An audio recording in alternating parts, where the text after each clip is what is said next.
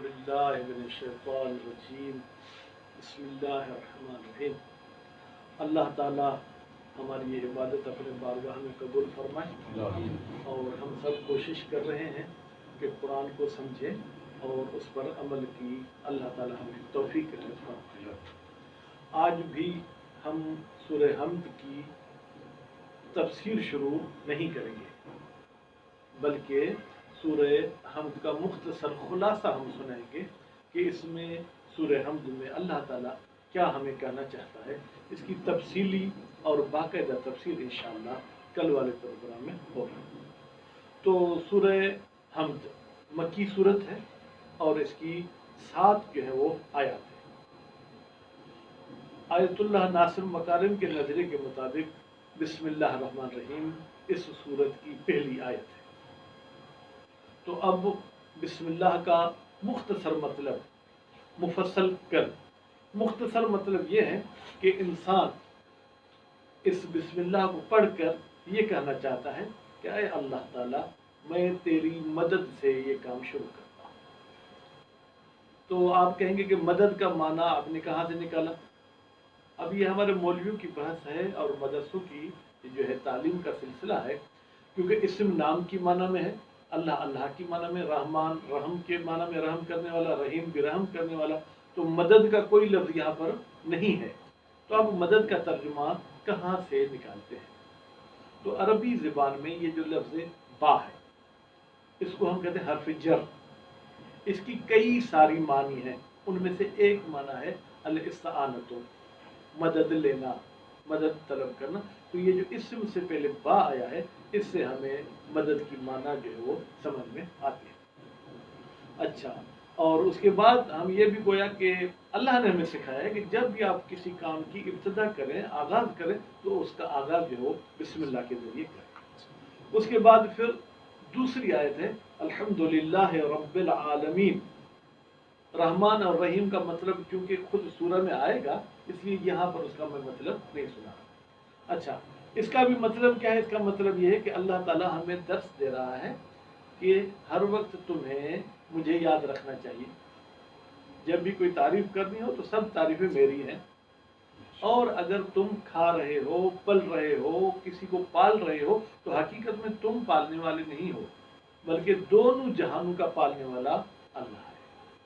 यानी दोनों जहान में जिन्नो इंस भी आ गए, और इसके अलावा जितनी भी चीज़ें पलने के और तरबियत के हवाले से मोहताज है, तो उनका असल मंबा जो है वो खुदा की ज़ात है।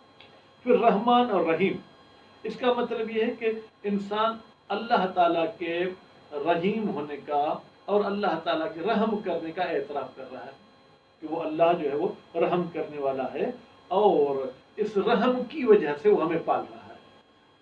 अगर रहमत न होती तो पालने की सिफत शायद न होती। पालने वाली सिफत भी रुजू कर रही है कि वो रहम करने वाला है, इस रहम करने की वजह से जो है वो हमें पाल रहा है।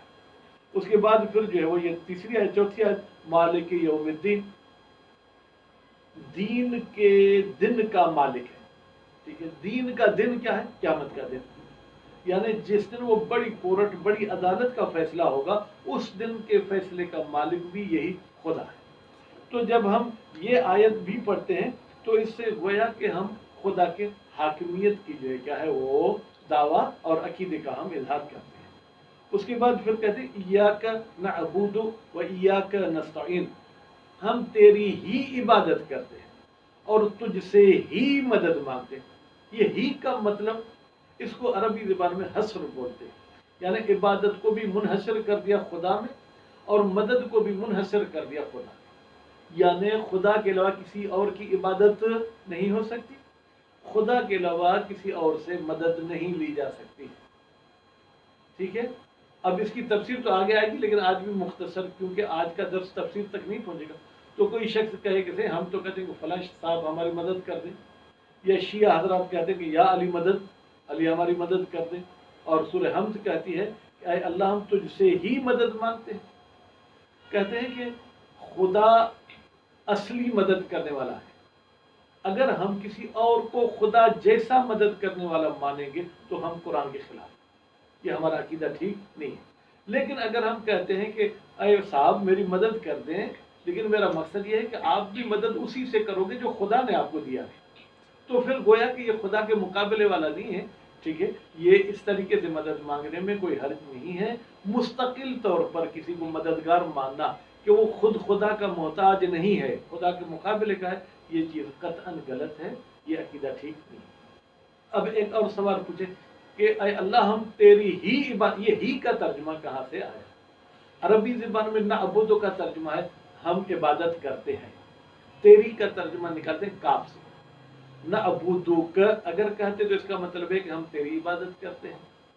اب کاف کو ہم ابتدا میں لے آئے تو اس سے حسر کا معنی وجود میں آ گیا.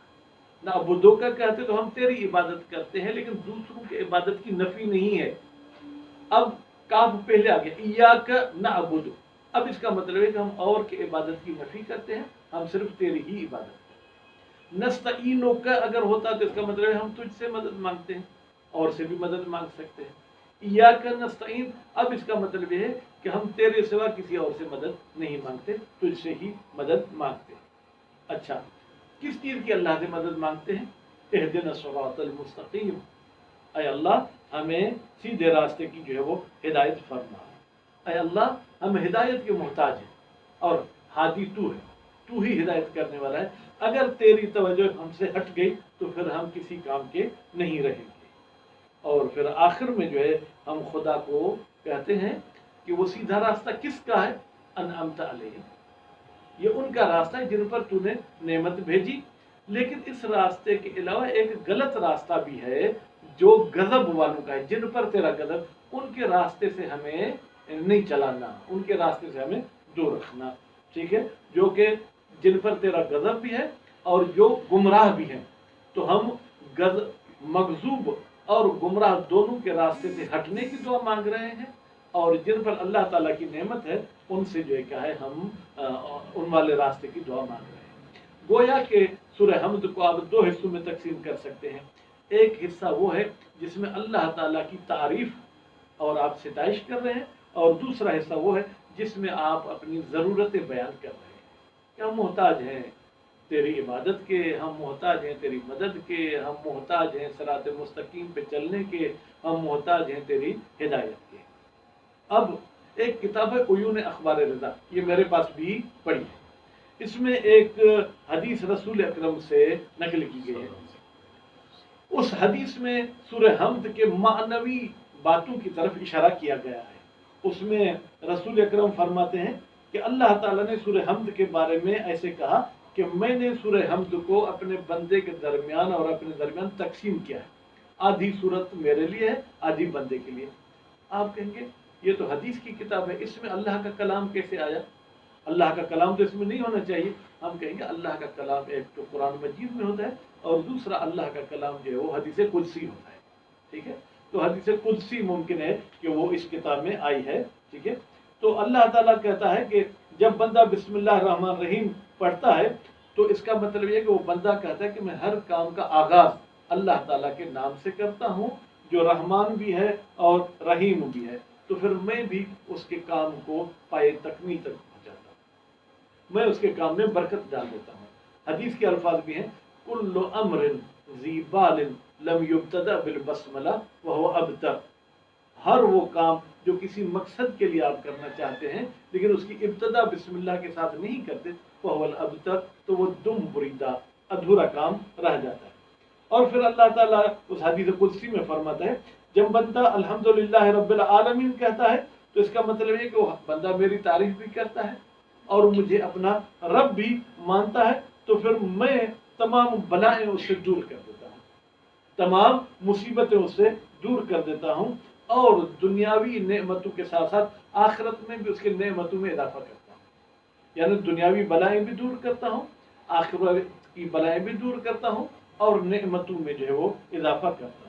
اور جب بندہ رحمان اور رحیم کہتا ہے تو اس کا مطلب یہ ہے کہ وہ میرے رحم کا جو ہے کیا ہے وہ اقرار کر رہا ہے، تو اس میں میں مزید اس پر رحم کرتا ہوں. اور جب مالک یوم الدین کہتا ہے تو اس کا مطلب یہ ہے کہ وہ مجھے حاکم اور مالک مانتا ہے، تو پھر جب حساب کے دن کا مجھے مالک مانتا ہے تو میں اس کا حساب آسانی سے لوں گا، میں اس کے حساب میں سختی نہیں کروں گا۔ اور جب بندہ کہتا ہے کہ اے اللہ ایاک نعبد، میں تیری ہی عبادت کرتا ہوں، تو اس وقت میں بھی جو ہے کیا ہے اس بندے کی عبادت کو جو ہے کیا ہے وہ خالص ثواب دیتا ہوں، اور اس کے جتنے بھی مخالف ہوں گے وہ اس کی اس عبادت پر جو گبتا کھائیں گے، یعنی حسرت کھائیں گے، حسد نہیں کریں گے، حسرت کھائیں گے۔ حسرت کا مطلب یہ ہوتا ہے کہ اس کے پاس تو یہ چیز ہے، میرے پاس بھی ایسی ہونی چاہیے۔ اور جب بندہ ایاک نستعین کہتا ہے تو یعنی وہ مجھ سے مدد مانگتا ہے، تو پھر میں بھی تمام مشکلات پریشانی میں اس کا مددگار ہوں۔ اور جب بندہ اہدنا الصراط المستقیم آخر تک ان آیات کی تلاوت کرتا ہے تو اس کا مطلب یہ ہے کہ وہ مجھ سے کچھ مانگتا ہے اور پھر میں اس کی دعا قبول کرتا ہوں۔ اس لیے کہ ایک جگہ پہ قرآن مجید میں اللہ تعالیٰ فرماتا ہے ادعونی استجب لکم، آپ مجھ سے دعا مانگیں تو میں آپ کی دعا قبول کروں گا۔ ٹھیک ہے، یہ ہمارے بحث کا پہلا حصہ تھا۔ دوسرا حصہ یہ ہے کہ اس سورت کو فاتحۃ الکتاب کیوں کرتے ہیں، یعنی کتاب کی ابتدا اس سورت کے ساتھ کی گئی۔ اب سوال یہ ہے کہ قرآن مجید کیا رسول اکرم کے زمانے میں کتاب کی صورت میں تھا یا کتاب کی صورت میں نہیں تھا؟ یہ ایک ایسا بحث ہے جس میں ہم شیعہ سنی آپس میں الجھے ہوئے ہوتے ہیں۔ شیعہ لوگ کہتے ہیں کہ قرآن مجید حضرت علی علیہ السلام نے جمع کیا، اہل سنت والے برادران کہتے ہیں کہ مثلا خلیفہ اول نے جمع کرایا، خلیفہ دوم نے، خلیفہ سوم نے جمع کرایا، تو ہم مولا علی کے کھاتے میں قرآن کا جمع کرنا ڈالتے ہیں اور ہمارے برادران جو ہے ان خلفاء کے جو ہے کیا ہے وہ ضمن میں یا ان کے کھاتے میں یہ ڈالتے ہیں۔ حالانکہ حقیقت آیت اللہ ناصر مکارم کے بقول اور جو میں نے کچھ مطالعہ کیا ہے اس میں حقیقت کچھ اور ہے کہ رسول اکرم کے زمانے میں ہی قرآن اسی کتابی صورت میں تھا، اسی کتابی صورت میں تھا، اس لیے کہ رسول اکرم اپنی آئین کو اگر تحریری صورت میں پیش نہیں کرتے تو پھر تو میرے خیال میں عام سیاستدان کی بھی سوچ الگ ہوتی ہے۔ وہ پہلے کہتا ہے کہ بھائی آئین کو آپ کتبی صورت تحریری صورت دیں، اس کے بعد جو ہے اپنی تنظیم کو اپنے مشن کو آگے چلائیں۔ تو اس حوالے سے حضرت رسول اکرم مختلف مدارک ہمارے پاس موجود ہیں کہ انہوں نے خود قرآن مجید جو ہے کیا ہے وہ جمع کرایا تھا۔ راوی کا نام ہے علی ابن ابراہیم، وہ روایت نقل کرتا ہے امام جعفر صادق علیہ السلام سے۔ امام جعفر صادق علیہ السلام نقل کرتے ہیں کہ رسول خدا نے علی علیہ السلام کو کہا، اے علی، یہ جو قرآن مختلف کاغذوں پر، مختلف کپڑے کے ٹکڑوں پر، چمڑے کے ٹکڑوں پر موجود ہے، سب کو جمع کرو۔ تو حضرت علی علیہ السلام جو ہے کیا ہے انہوں نے جمع کیا۔ وانطلق علی، یعنی اس رسول اکرم کے بعد علی علیہ السلام چلے گئے، فجمعہ فی ثوب اصفر، پھر پورے قرآن کو ایک پیلے کپڑے میں جمع کر دیا، ثم ختم علیہ، پھر اس پہ مہر بھی لگا دی۔ تو گویا کہ یہ رسول اکرم کے زمانے میں جمع شدہ ہے۔ اب یہ ہماری بحث کرنا شاید گویا کہ ہم ہٹ دھرمی کا شکار ہو رہے ہیں۔ علمی طور پر ہمیں جو ہے کیا ہے گالی کے ساتھ کوئی مسئلہ حل نہیں کرنا ہے، دلیل کے ساتھ مسئلہ حل کرنا ہے۔ اور اس کے بعد ایک راوی ہیں یا ایک محقق ہیں خوارزمی صاحب، جو اہل سنت کے مشہور جو ہے وہ مصنف ہیں، انہوں نے اپنی کتاب مناقب میں لکھا ہے کہ قرآن مجید دو شخصوں نے جمع کیا، علی ابن ابی طالب نے اور ابی ابن کعب نے، لیکن وہ بھی رسول اکرم کی زندگی میں ہی۔ تو اب وہ رسول اکرم تو جس کو آرڈر کرتے تھے وہ وہی کام کرتے تھے، تو گویا کہ یہ رسول اکرم خود کر کے گئے ہیں، لازمی وہ سب کام خود تو نہیں کریں گے، کوئی کام ان کو کہیں گے، کوئی کام ان کو کہیں گے۔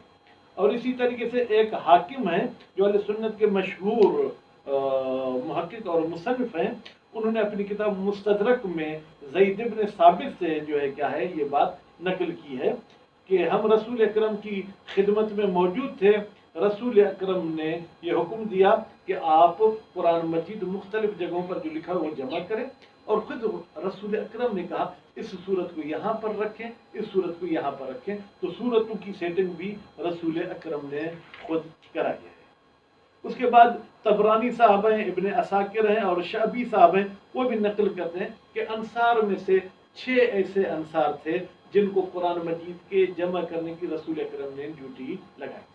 بہرحال اب دیکھیں افراد روایات میں ہمیں مختلف ملتے ہیں، लेकिन असल जमा करने वाला काम रसूल अकरम के ज़माने में हुआ था। अच्छा, अब शिया हजरात कहते हैं कि हजरत अली अलैहिस्सलाम ने जमा किया।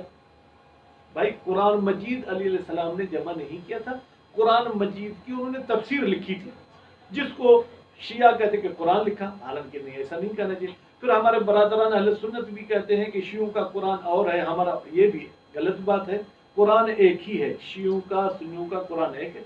हजरत अली अलैहिस्सलाम ने कुरान की तफसीर और शान नुज़ूल लिखा था कि ये आयत कब नाजिल हुई, किसके बारे में नाजिल हुई, ठीक है। तो वो शाया नहीं हुआ, असल कुरान मजीद जो मतन था वो वही था जो उस जमाने में था और अभी भी है। अच्छा, हमारे बरादरान जो कहते हैं कि हजरत उस्मान ने कुरान मजीद जमा किया, उनका नजरिया किस हद तक सही है? आयतुल्लाह नासिर मकारिम कहते हैं कि हजरत उस्मान ने कुरान मजीद पे नुक्ते लगवाए थे, क्योंकि उस जमाने में अरबी ज़बान पे नुक्ते नहीं लगे हुए होते थे। अब मसलन हम पढ़ते हैं ये बा, नीचे एक नुक्ता है तो ये बा है, अगर ऊपर एक नुक्ता हो गया तो ये नून हो जाएगा, अगर ऊपर दो नुक्ते हो गए तो ये ता हो जाएगा। नुक्ते नहीं थे तो इस्लाम फैल रहा था। अब वही कुरान अजमियों के पास भी आता था, वो कैसे पढ़ते? कारी भी मुख्तलिफ तरीके से किरात करते थे। इसलिए हजरत उस्मान ने कुरान मजीद पे नुक्ते और जेर ज़बर पेश लगवाए। तो इस हवाले से कहा जाता है कि उन्होंने जमा किया, हालांकि जमा रसूल अकरम के ज़माने में हुआ था, उन्होंने मुस्तकिल तौर पर जमा नहीं किया था। उसके बाद फिर फरमाते हैं कि अगर कुरान मजीद को आप रसूल करीम के ज़माने में किताब की सूरत में नहीं मानते, फिर तो आपको हदीस सकलैन से भी हाथ उठाना पड़ेगा। इसलिए कि रसूल अकरम ने फरमाया, इन्नी तारिकुन फीकुम सकलैन किताबल्लाह व इतरती अहल बैत, मैं तुम्हारे दरमियान दो चीज़ें छोड़े जा रहा हूँ, एक अल्लाह की किताब, बस मालूम हुआ कि किताब थी, और दूसरी मैं अपनी अहल बैत छोड़े जा रहा हूँ। तो इस किस्म की बहुत सारी अहादीस हैं जिनसे पता चलता है कि रसूल अकरम ने खुद जमा कराया था। अब वो जैसे कि मैंने कहा कि हर काम वो खुद नहीं करते थे, आर्डर करते थे कि बैतुल माल का इंचार्ज फलां है, मसलन जंगी उमूर का इंचार्ज फलां है, हदीस का और तफसीर का फलां इंचार्ज है। तो इस तरीके से उन्होंने अपने तहत नज़र ये काम कराया था। कुरान मजीद जो अभी हमारे पास है ये वही है जो रसूल अकरम के ज़माने में था। शियों का भी कुरान यही है, सुन्नियों का भी कुरान यही है, इसमें कोई फ़र्क नहीं है। उम्मीद है अल्लाह ताला हमें इस पाक किताब के समझने और उस पर अमल करने की तौफीक इनायत फरमाए। वस्सलामु अलैकुम व रहमतुल्लाहि व बरकातुहू।